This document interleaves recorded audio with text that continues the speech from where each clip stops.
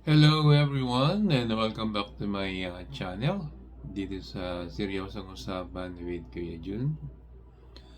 Ang ating pag-uusapan sa ngayon ay patungkol dito sa naganap na hearing ng Quadcom dito sa Lower House na inatinan nitong si dating President na si Rodrigo Duterte. Patungkol sa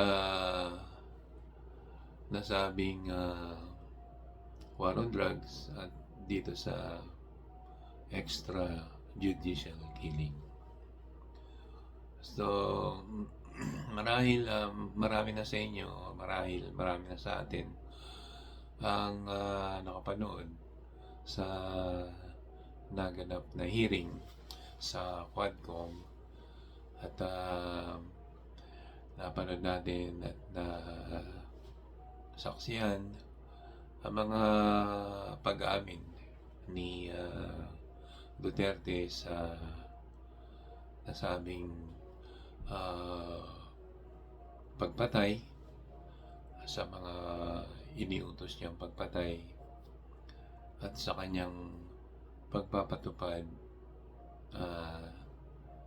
na war on drugs na marami ang nadamay na wala namang kasalanan. So, sa kanyang pag-amin ay marahil siguro na sukol na siya dahil walang-una dun sa naging pagtatanong ni Congresswoman Luistro ay doon niya napapasok itong si Duterte at nabigyan ng daan para mapaamin niya to. So ngayon pa man, ang nakita natin or ang nakita ko dito sa reaction ni Duterte sa mga sagot niya sa mga katanungan at sa pag-amin niya sa mga nasabing pagpatay. At yun nga, may inamin pa siya na siya mismo ang pumatay. At kumbaga, parang ganun-ganun lang sa kanya. At wala kang makitang pagsisisi sa kanyang mukha. Wala kang makitang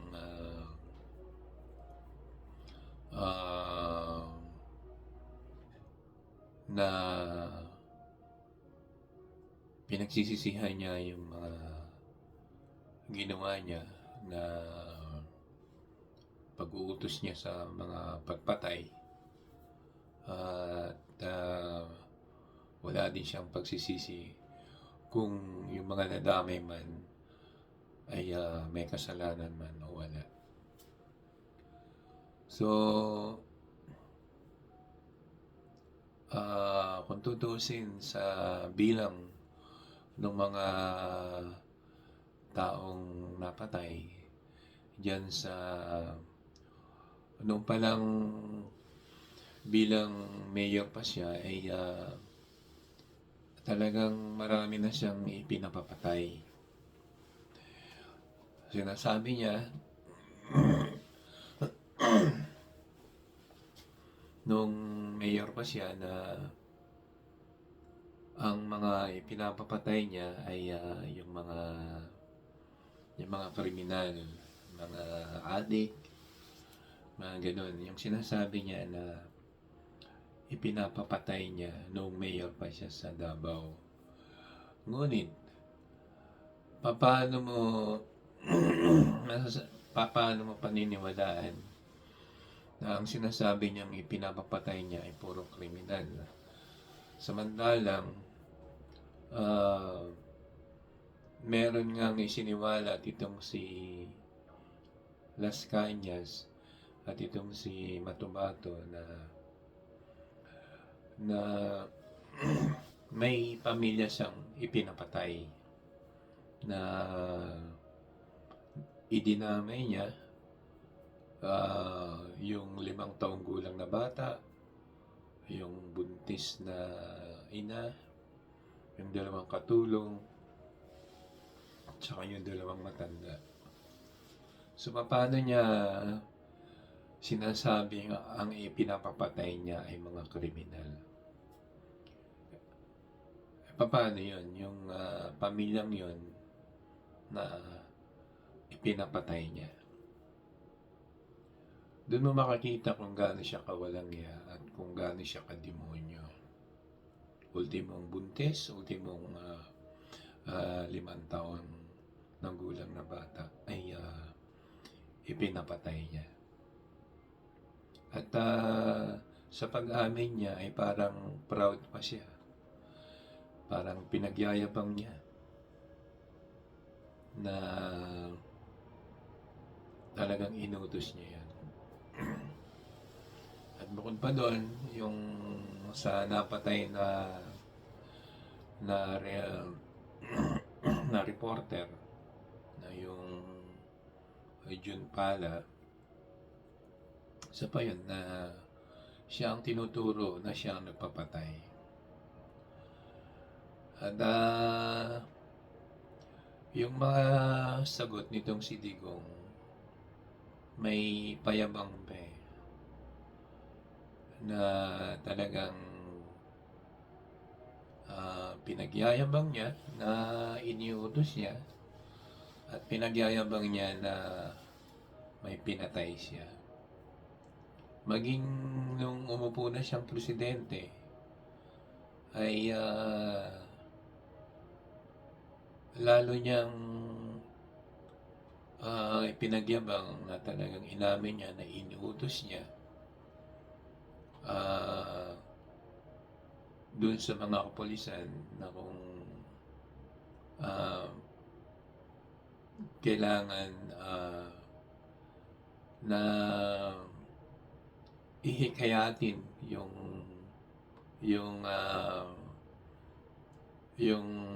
mahuli nila na lumaban upang sa ganun may katuwiran sila na patayin. Parang ganun yung niya i-encourage daw yung mga nahuli na lumaban upang sa ganun may katuwiran ang mga pulis na patayin yung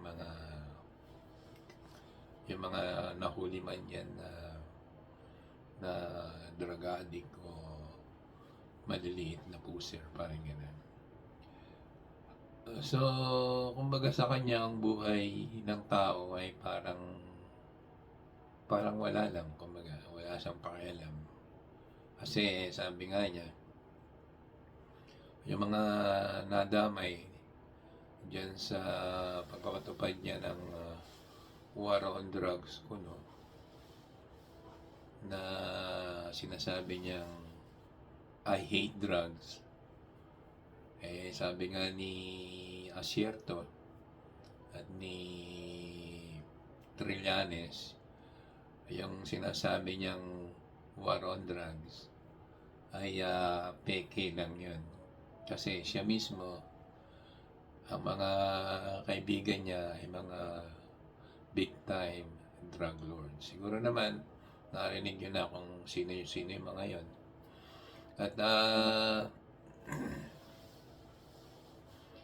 yun naman ay inaamin niya na kakilala niya ang mga taong yun. At yun nga, siyempre aamin siya tapos babawiin niya yung kumbaga sa pabago-bago din yung mga pag-amin niya at pagbawi niya. At saka makikita mo sa kanya wala siyang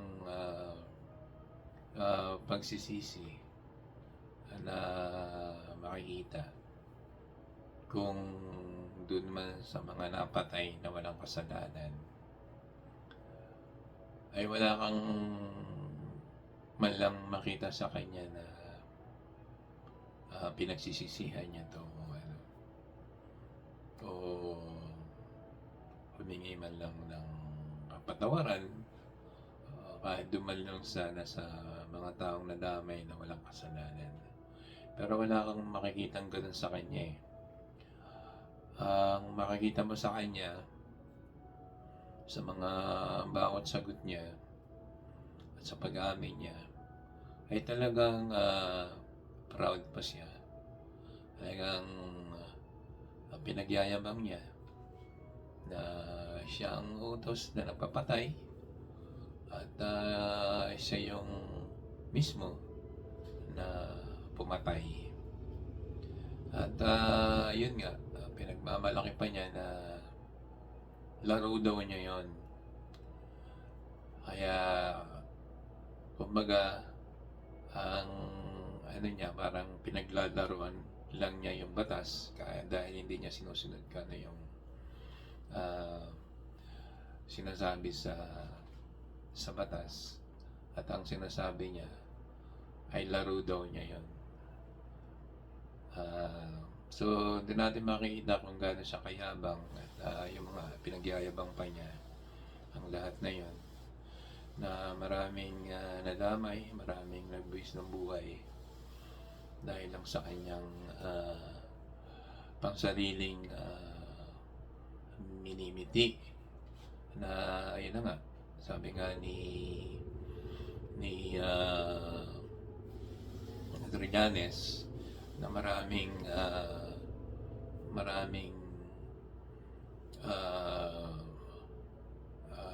pagkaperahan na kuha nitong si Duterte dito sa mga drug lord na yun na nga. At nung pa yung 2016, yung pinakita ni Trillanes, yung bank account ni Duterte na ngayon kinakitaan nga na may pumasok na pera na galing dito sa mga big time drug lords. So kung hindi totoo yon at kung talagang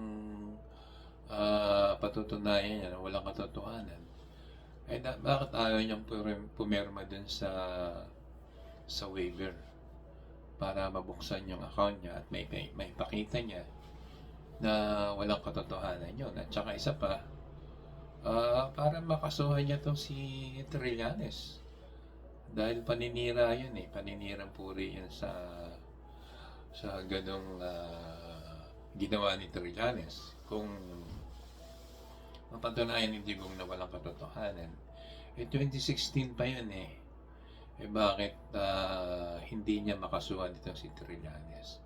So ngayon, sa nakita pa ni Trillanes nga na may pumasok na pera, so yun pa.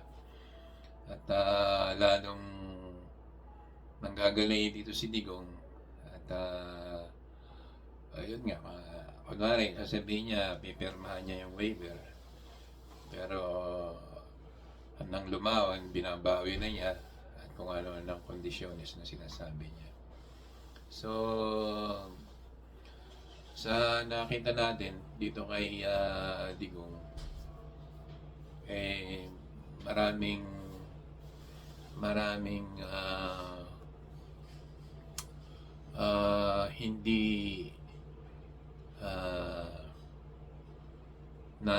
hindi niya maipaliwanag at